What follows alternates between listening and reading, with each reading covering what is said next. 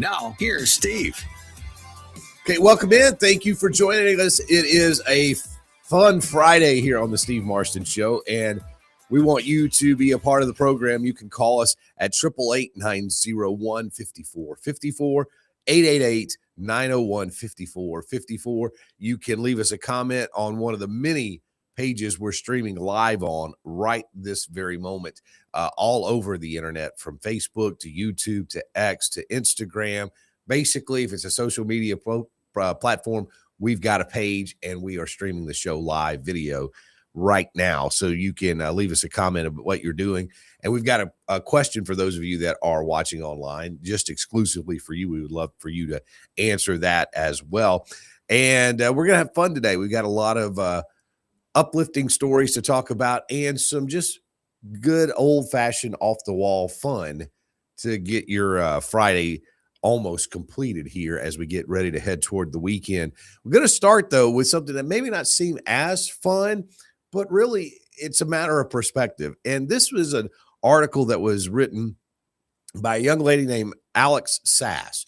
Now, we have talked about her dad, Ben Sass, on the program, gosh, for the last 6 months or so, on and off, because this is the guy who was a university president, who was a representative in the United States Congress from Nebraska, and was someone who was very outspoken about his faith. Therefore, he was set up in so many people's eyes as a hero. And then it wasn't terribly long ago, maybe around the first of the year, maybe late last fall, that he came out with a press release. And the first sentence of it was, "I'm going to die." And he went on to talk about how he had been diagnosed with stage 4 cancer, and there was not a lot of hope for his prognosis, but he went on to talk about his faith in that statement. And since then, you've probably seen him on practically every podcast, both faith-based and mainstream. In fact, 60 Minutes did a really nice piece on him not terribly long ago as well. And we featured a lot of those and brought you a lot of those sound clips from him. But this one is a little more personal because this is from his daughter, Alex, who is 22 years old. And she said that the day she graduated from college last December, her family learned that her dad had stage 4 pancreatic cancer. And since then, being the middle child of Ben and Melissa Sass has reflected on her upbringing. And then this is what she said in a kind of just a really heartfelt piece of writing here. She said she applauded her parents' core tenets to raising children in the digital age, saying that it is a philosophy for which I will forever be grateful for. She said that when her father gave the news to the family about his terminal diagnosis, he did it with grit, humor, and resilience. She called it the best weapon for fighting any battle, a worldview that is rooted and grounded in theology. And it goes on to talk about Ben's views on pro-life and just a conservative outlook from his political stance. And her essay was titled How My Father Raised Me. And she says that he prompted his kids on a regular basis to share 3 true things about yourself, including things that reaffirmed their relationship with God, their family, and unconditional love to those around them. And she says that after she read Ben's Vanishing American Adult piece in 2017, she said people became curious about their family, and she said that her family are just really glorious, infallible goofballs, and they possess a magical and rare qualities. For example, Sasses believe their children should not be the center of their world and should be contributors, not consumers. And in fact, to really drive that home. She says they were asked daily, who did you serve instead of what did you learn? Now, think about that for a second. What a great question that is. We always ask our kids when they get home from school, well, what did you do today? What was something fun that happened today? But how many of us ask, who did you serve today? It's a great question. She goes on to talk about how her dad inspired her view of life through a lens of work and service. She said that she is, let me see here. It says, yeah, she said that she has had countless hours of conversation, which she and her dad have argued about theology, drafted essays, listened to podcasts, and discussed books. Alex said that her parents also said that they should prioritize one another, saying that I consider it to be one of the greatest blessings of my life to have seen firsthand over and over that for my dad, my mom comes not just before me, but before his work, before his sister, my sister, and my brother. My parents aren't perfect, but they love each other. They reconcile with each other, and they point each other to Christ. A strong example of daily chosen covenantal commitment in marriage is the best gift you can give your children. And then she says that she lauded her father for sleeping in a hospital bed next to my mom for months when she had a brain injury when I was 3.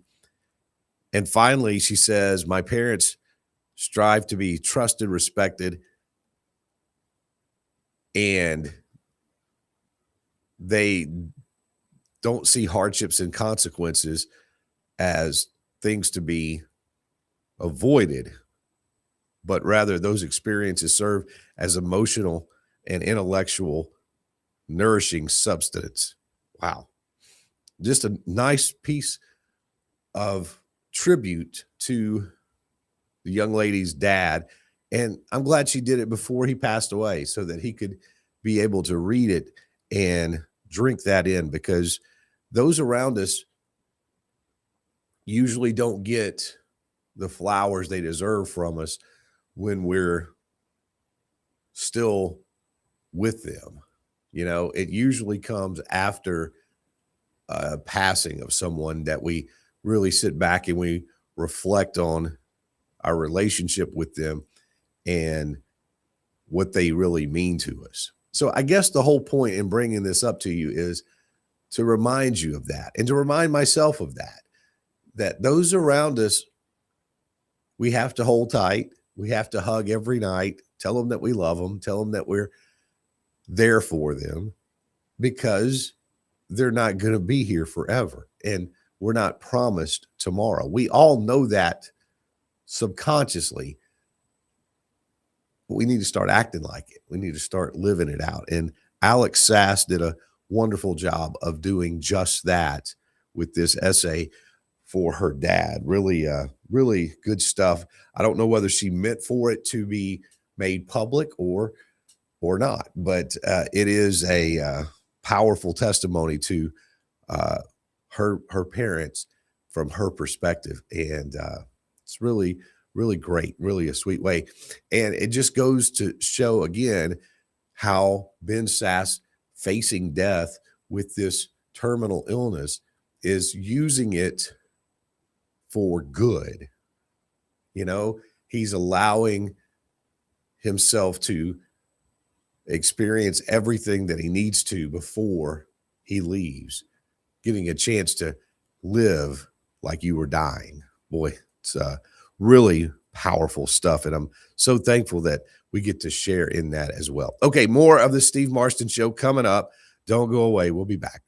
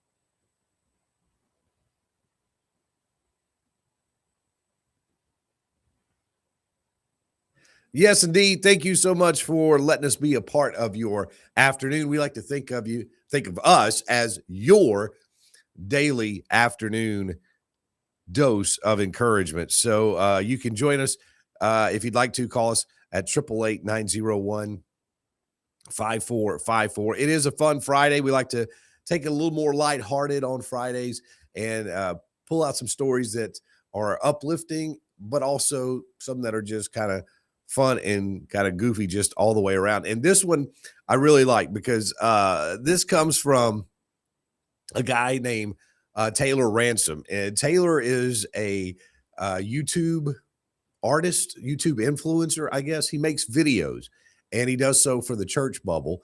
And this one's really good. He has a character that he calls Sister Karen. And this is the latest Sister Karen video. And it's really pretty funny, especially in light of some of the more recent headlines that have come out here lately. Let's watch Taylor Ransom's latest video. This is good.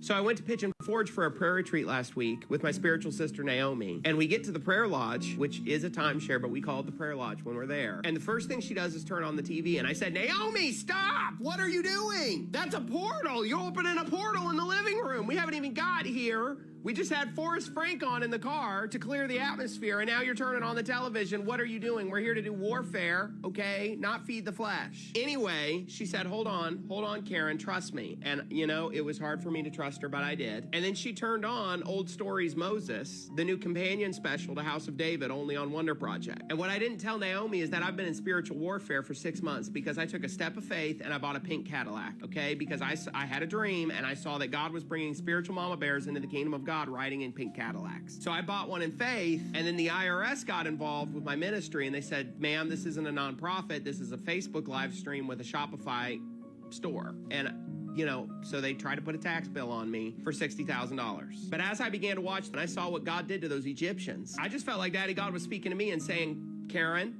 just like I put the plagues on the Egyptians, I'm going to do warfare against the IRS for you. And I just was, yes, I just received all of that. And then we prayed. And, you know, the $60,000 tax bill hasn't been forgiven yet. But at the very least, I have a new special to watch on Wonder Project. Well, of course she does. I love that. Taylor Ransom, such a funny guy. And the $60,000 on a ministry that's not a 501c3, but just a Facebook live channel with a Shopify app. That's really good stuff. It is the Steve Marston Show. And on Fridays, we do like to bring you some comedy sketches and different things like that. And one of the best ones that we know about that we try to keep you up to date on what they're posting throughout the week is the Babylon Bee. The Bee is so good. It's always the best site for satire because they always deal with, yes, some political stuff, but a lot of it is church bubble stuff, just like the Taylor Ransom video was. And they do a good job. And it puts a smile on my face, and I think it does for you as well. So let's get into it here. Here is the latest from the Babylon Bee. This is their guide to all the different Christian denominations. Now, I know sometimes it can be tough to know exactly which church to choose. So the Bee is here for you. And this is what they say. If you ever wondered what all those Christian denominations do and where do you fit in, here we're going to break it down for you, okay? So if you're looking at Catholics, so if you have an affinity for Latin, guilt, and booze, go Catholic. The Catholics started off as an epic 1,500-year run, keeping the denomination game on lockdown. But that was before Luther came along in the fourth quarter and messed everything up. Generally seen by Protestants as just one rung above Mormons on the are they actually Christian scale. Catholics are known for having lots of rules and praying to Mary and saints for some reason. Weird. How about Anglicans? They're kind of a Kirkland brand Catholics. Episcopalians, well, they're kind of the Kirkland brand Anglicans. Eastern Orthodox, they're Catholics, but with cooler beards. I like that. That makes me laugh. How about Methodists? Well, the Methodists, these are those folks that have branched off from the Anglican Church after it became too boring, but hung on to all the great church traditions like organ music, legalism, and holding rummage sales. If you hold a biblical view of marriage, there's good news. There are still Methodist churches in Africa and Korea that you can go to. How about Baptists? Well, if you hate dancing, rock music, and Dungeons and Dragons, boy, oh boy, have we got a denomination for you. The Baptist churches are trying to move into the 21st century with guitars and drums, but Church Secretary Ethel is sure upset about it. One bonus of being a Baptist is that you can kind of believe whatever, because the pastor probably doesn't even know what the church's statement of faith is anyway. It's nice. Moving on, in the Babylon Bee's list of the Christian denominations and a guides for those of you who may be questioning. For Lutherans, all the boring parts of Catholicism married to all the boring parts of Protestantism. The original Protestants, the Lutherans, began in 1963, shortly following Martin Luther's I Have a Dream speech in front of the Lincoln Memorial. In order to join, a person must be at least 70 years old, live in a Winnebago, and have a bizarre obsession with Jell-O.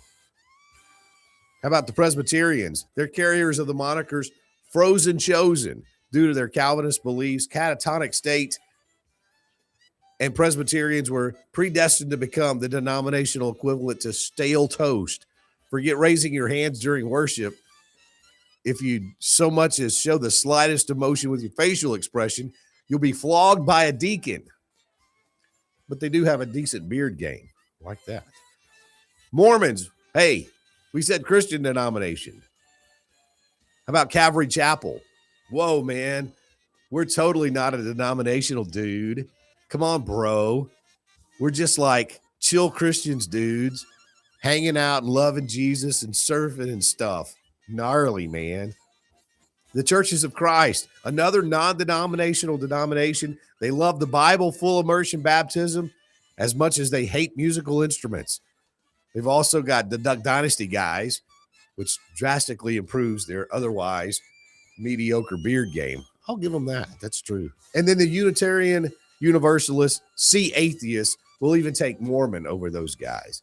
There you go. That's the Babylon Bee's guide to Christian denominations, should you need it.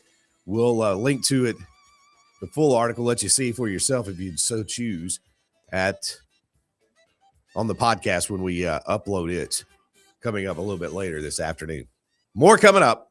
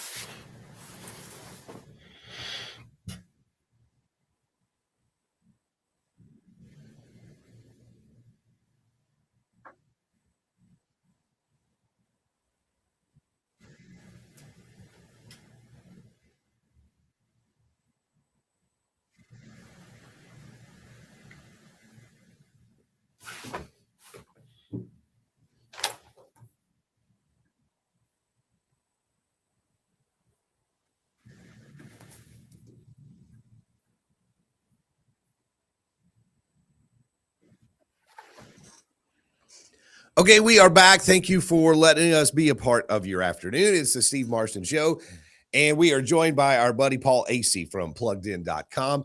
He is the director of that website, and we like to talk to him about all things entertainment, movies, streaming, TV shows, books, as well as video games and everything else. Welcome, Paul. Great to have you back, man. Hey, good morning. Good afternoon, actually. Can you hear me okay? Can hear you loud and proud. Awesome. All right, man. So let's get into it today.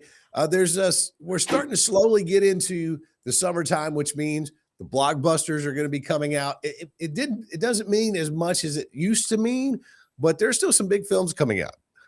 Man, I tell you what, and you are really right. This is kind of the time when you start to see those huge movies coming out. Mandalorian and Grogu came out last week, as you know. And it is going to keep us really busy. We've got a Toy Story 5 movie to deal with. We've got The Odyssey coming out, and we've got a really weird movie actually this weekend that a lot of people are going to be interested in. I'm not sure if there's going to be a lot of your audience interested in it because it's an R-rated horror movie, but it's going to be a big deal. Okay, which one is that? So that is going to be Backrooms. If you're not familiar with the concept of the Backrooms, this is based on like a piece of internet folklore, essentially, that started off in 2019. Someone just posted a picture of, like, I think it was a hobby store, totally empty, yellow walls, yellow carpet, fluorescent lighting, and it was just very, very freaky to a lot of people.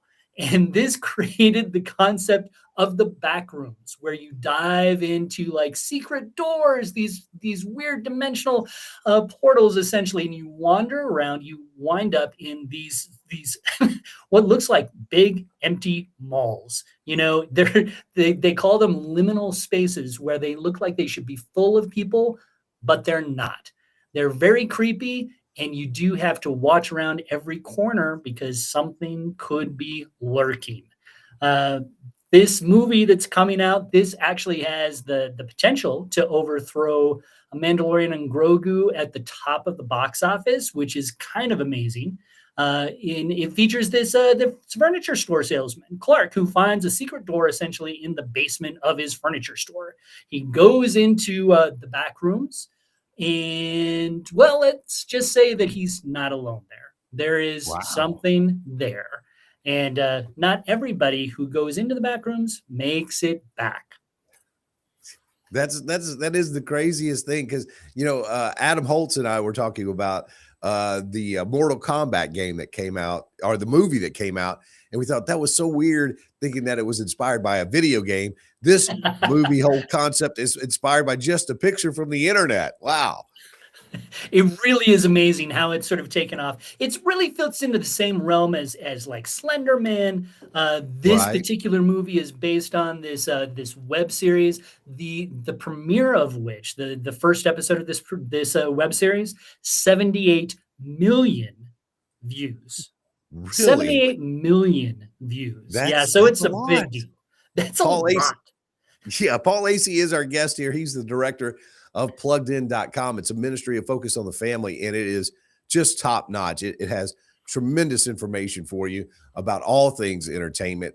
And one of the things that is new out, I think, in theaters today is Breadwinners, which is the Nate Bargatze movie.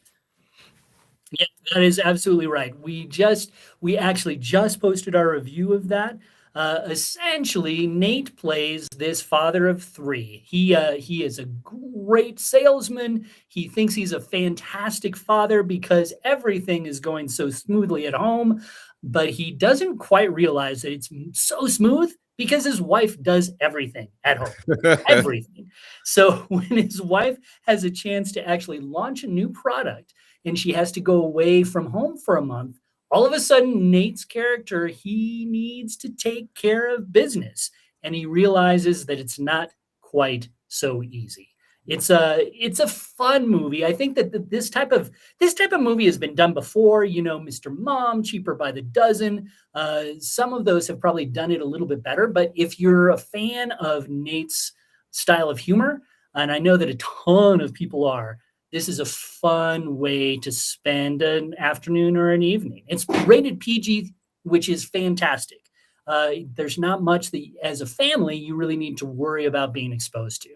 Well, yeah, I saw him on Theo Von's podcast, or at least a little clip of it, and that was his real concern going in. He wanted to make a PG rated movie so that kids could come, so that even if they're watching it maybe later on stream, that if it's on in the room, parents won't be embarrassed and stuff. He's really on a mission to do that. And I thought that was just very admirable. Yeah, I agree with you. I mean, it's so rare to see a PG movie that really feels like a PG movie. And Yeah. it's watchable. It's really for the whole family, not just for kids. I tell you, if more movies were made like this, Plugged In would be out of business because we just wouldn't have enough to write about. So Wow. I love it. Well, you mentioned Mr. Mom, and that's one of my favorite. I love Michael Keaton. One of my favorite all-time movies. Of course, that goes back a long way, but that's exactly what it sounded like when you were describing it, and it really fits into that kind of feel, doesn't it? It really does. It really does. And it has all of that humor. If you're familiar with Nate's stand-up, you're gonna hear some stuff that you've heard before, right? And I know that probably the dumb dad trope can go along. Some people are a little bit sick of that trope, but Yeah. But he is pulls it off. he does, and that's the he thing. makes it like it's real. He really does, and he owns it. And I Yeah. think that that's one of the things that makes him so. I mean, he's so watchable and he's so likable as both a comedian and an actor. And I think that part of it is just because he's just so self-depreciating, And Yeah. I think that that's a great thing. I do too. I didn't know a whole lot about him until really I saw the Saturday Night Live clips when he was the George Washington character, and then that led me to finding his stand-ups, and I thought, man, where have I been? This guy's great, and we ought to be publicizing him, and he's done a phenomenal job, and I hope it does well for him. I really do. Yeah. Let's look at some other things that are coming out. This one I don't think I have heard of. It's Pressure. What is that one? So this you are sitting down. So be cautioned. This is a World War II drama about the weather. It is Okay. about the weather. And that doesn't sound like a great setup for a huge 2-hour war drama, but it actually works really well. It's centered around D-Day. Essentially. And Dwight D. Eisenhower, he is, of course, creating this massive armada to cross the English Channel to invade the coast of France, which is being dominated by Nazi Germany, of course. Hundreds of thousands of people are involved in this. Lots and lots of preparation goes into it. But the thing is, the channel can be pretty stormy. So is this going to work in terms of the weather? Is the weather going to actually allow this crossing to take place? So he brings in a couple of meteorologists, one of the guys he's worked with before, and that guy, an American, says, yes, the weather will be fine. It'll be just perfect. Another guy, James Stagg is his name, and he's a real guy from history. He's British, and he says, no, the weather is going to be terrible. Do not go, do delay. And so you have this crisis point that you really need to say, because all these people are waiting at the beach to invade. Sure. So, it becomes a really compelling study of a part of World War II history that I don't think a lot of people are very familiar with. I'll be honest with you. I'm not as familiar with it either. I have heard that now as you started to tell the plot of the story. I remember that. I don't remember all of the details, but I remember that being what a lot of people, the president had such a hard time wrestling with. Should we go through with it? Should we not? And I, like I say, I'm not sure how it all panned out. And I don't know if that spoils the movie or not, but that does sound like an incredibly good plot for a movie because it really did happen. Yeah, this really is based on history. And actually, after the war was over, and someone asked him about D-Day, and he said, they asked, so what was the secret to this invasion? And Ike actually said, Eisenhower said, we just had better meteorologists than they did. And Wow. that proved to be very accurate. Yeah, it really is a compelling story. And being a history wonk myself, I really get into some of these true to life, real world stories that take you into a time of history that you didn't live through, but is just fascinating. See, I do as well because it's these little things like the weather in D-Day that could have changed the course of history one way or the other. It's Yep. just something that small, and it hinged the whole, literally changed the outcome of the whole world. It's just that is such an amazing thing, and I'm glad they're telling this story. So we'll definitely look forward to that one, and that one's out in theaters today, correct? That is out in theaters today. Yes. So you can tell that out in theaters, we've got a lot of variety for you. You've got a PG comedy, you've got a PG-13 drama, you've got an R-rated horror movie. There is, if you're looking to watch something, you'll probably find something this weekend.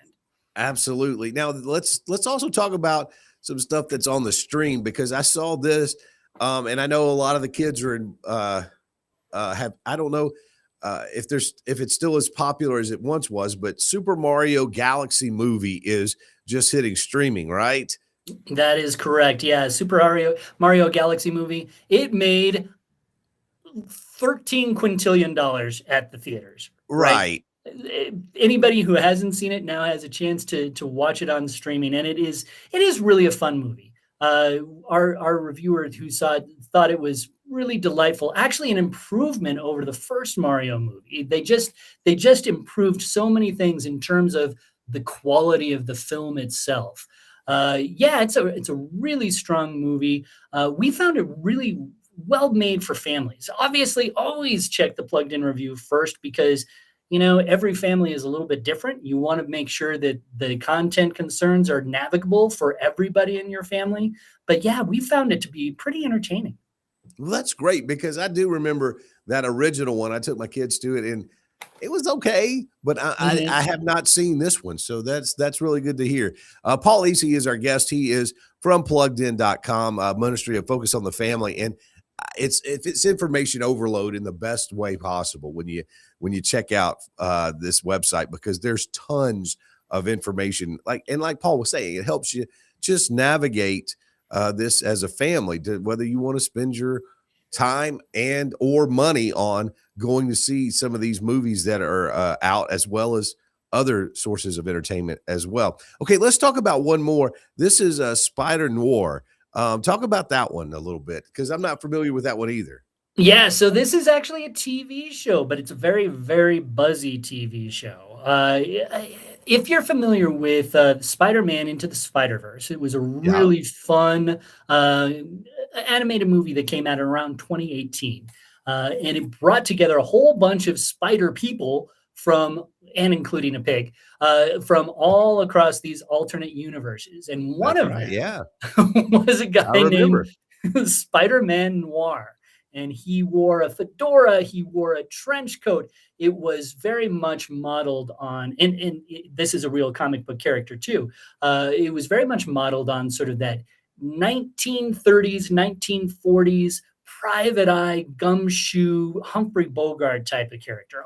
But it was one who could also throw webs around and swing on, all that kind of stuff.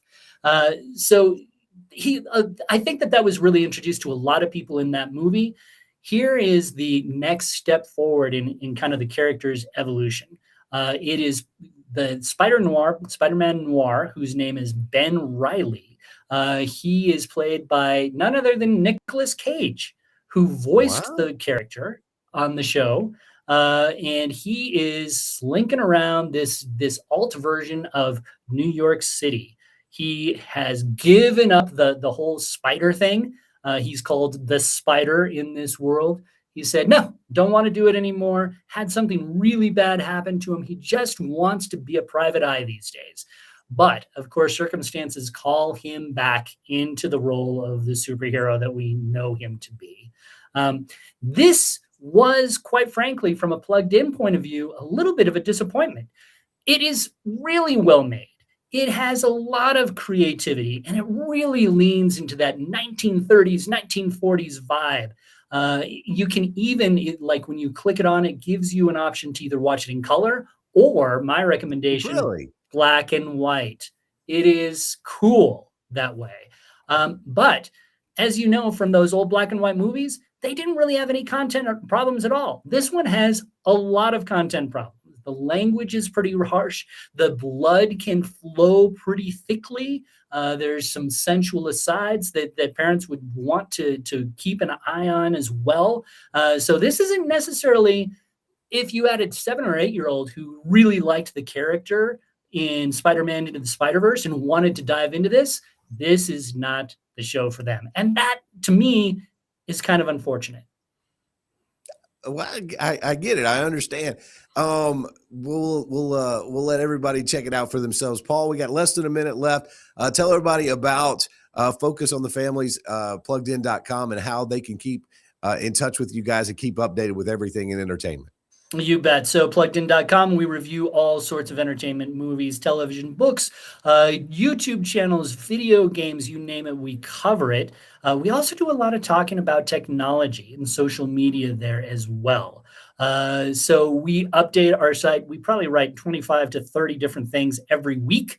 So there's always something new for you to check out. And that, of course, is located at pluggedin.com. So check us out.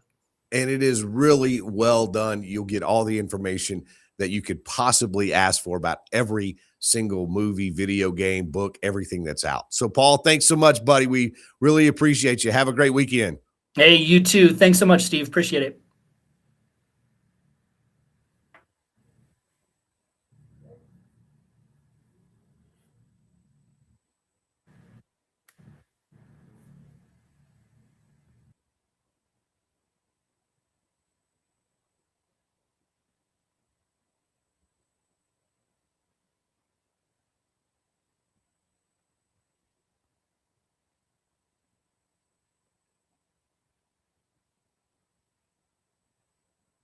Why did Moses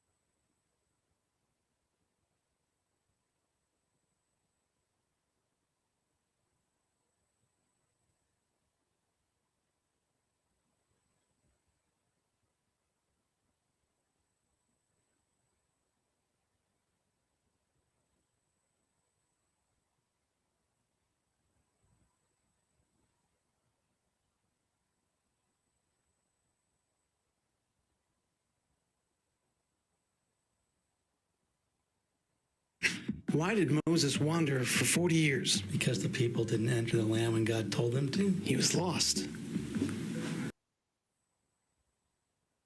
All right, welcome back. It's the Steve Marston Show. Thank you for being a part of it today. It's a fun Friday, and we are glad that you are spending some time with us here as we get ready to head into the weekend. Got to get that music turned down here a little bit.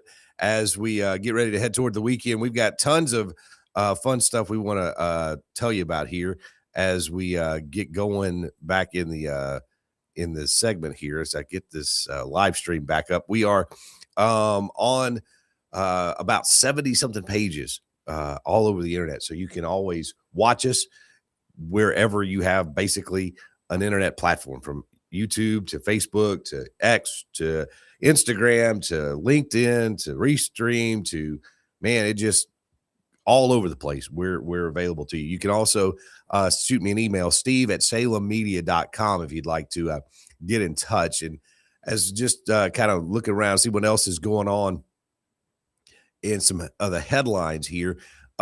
Ainsley Earhart, you know who that is. She is from Fox and Friends, and she's got a brand new book out. She had written a children's book not terribly long ago called I'm So Glad That You Were Born. Again, it's for little kids. And now she's come out with her second one that's kind of based on it, called America, I'm So Glad That You Were Born. And she said, I feel like God created our founding fathers, brilliant men, successful men that got together to form this amazing country, and they wrote a constitution about how our rights are given to us by God, not by George Washington or anybody else, but by God. And she then went on to talk about how her faith plays an incredibly important role in her life. She said she is trying to raise her daughter, especially in New York. She said is difficult to keep a Christian kind of worldview. She said, please pray that she knows the Lord.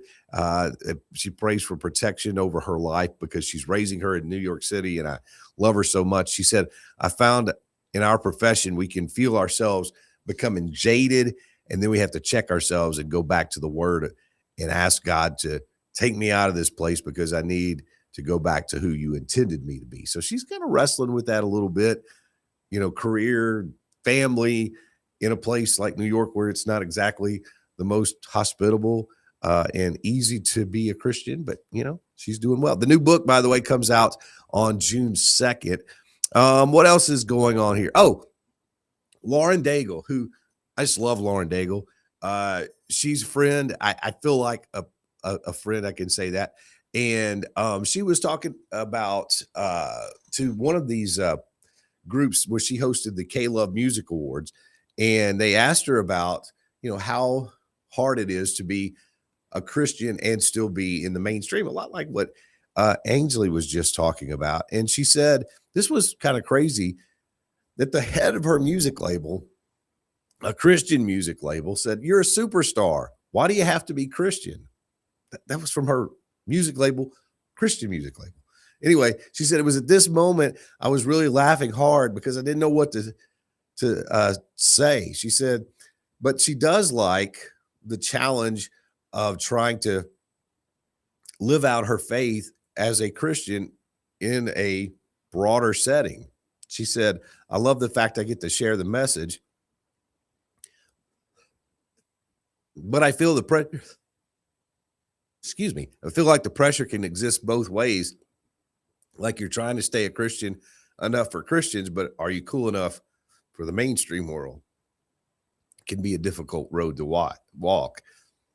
But she says, if you stay authentic, those pressures get a lot smaller. Excuse me, I'm having a choking attack here. And so, so anyway, really cool stuff from Lauren Daigle, being able to continue to walk that kind of tightrope. She said, in fact, when the intensity decreases, that's what I actually delight in. And then you get right to the people around you. If you got the right people around you, then you'll stay the course. So it's good advice.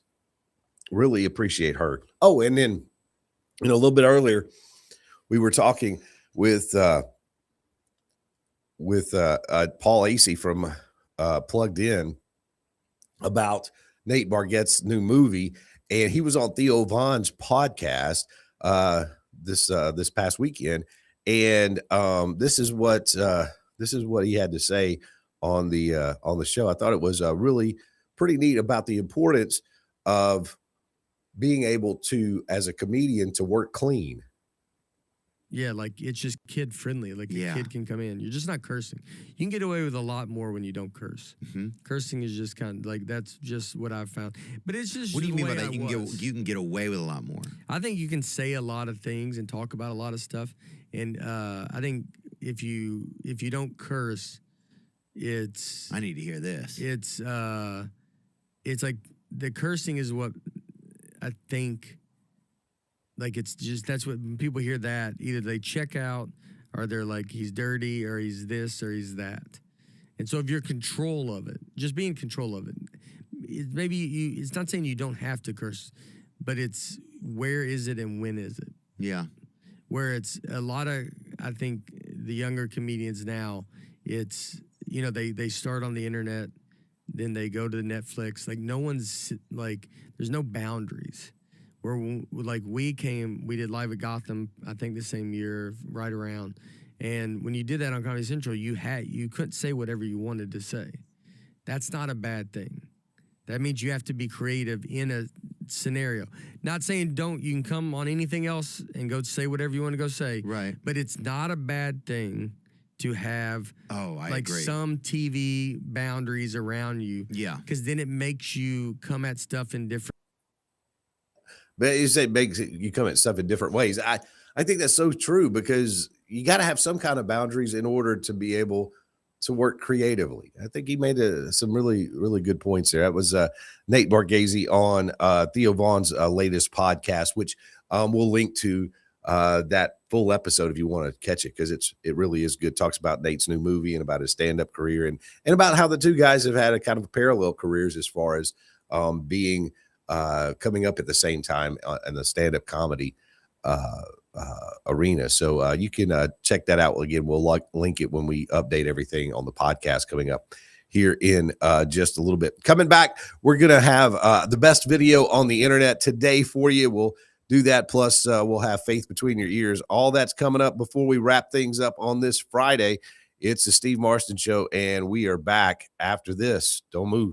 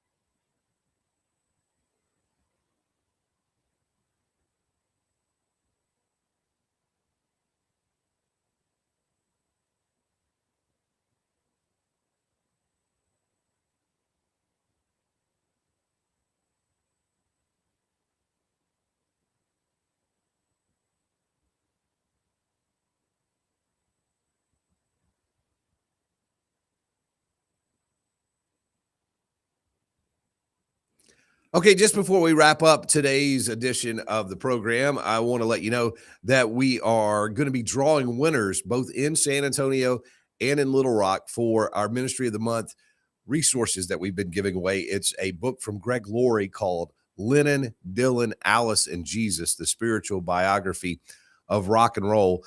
And we've got multiple copies to give away in both markets. So if you're not signed up, you have until the end of the day to do so.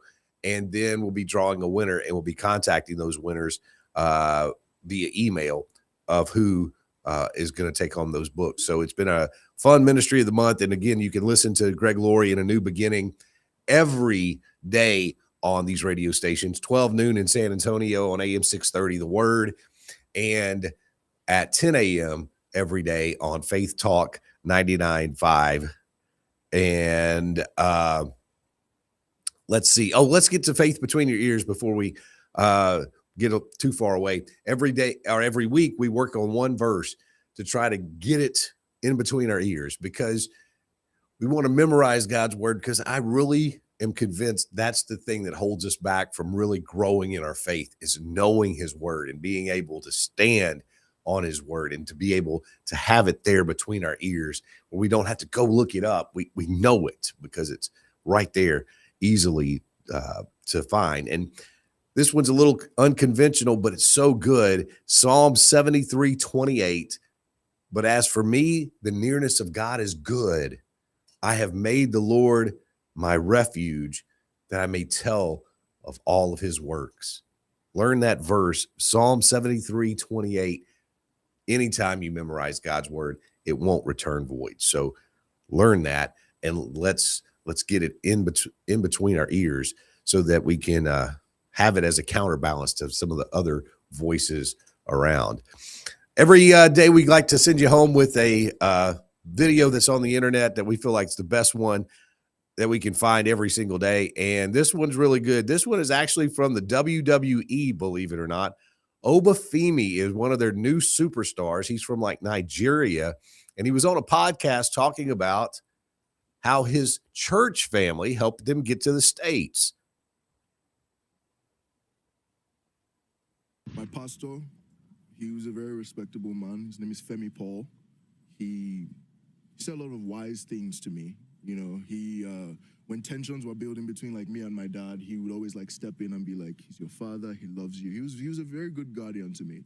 Matter of fact, my entire like church community, you know, they came together to raise money too when I was coming over to the States, which shout out to Grace Assembly. Oh, wow. But yeah, that community and Femi Paul as our leader, you know, our Christian father, he helped me a lot. He said a lot of wise things to me that stuck with me. You know. What's one of them? He told me never to disrespect my parents. You know, that's a big one. A lot of people say things out of anger and, you know, resentment, frustration. Sure. And he always, you know, he made that a point, because like parents are the ones who are going to bless you when you go, you know, into the How about that? WWE superstar Obafemi talking about how his faith is the most important thing to him. We wouldn't expect that too much, I don't guess. All right, we're done for the week. Thank you so much for being a part of it. We'll be back first thing on Monday at 3 p.m. Hope you will be too. Enjoy your weekend. Till then, adios.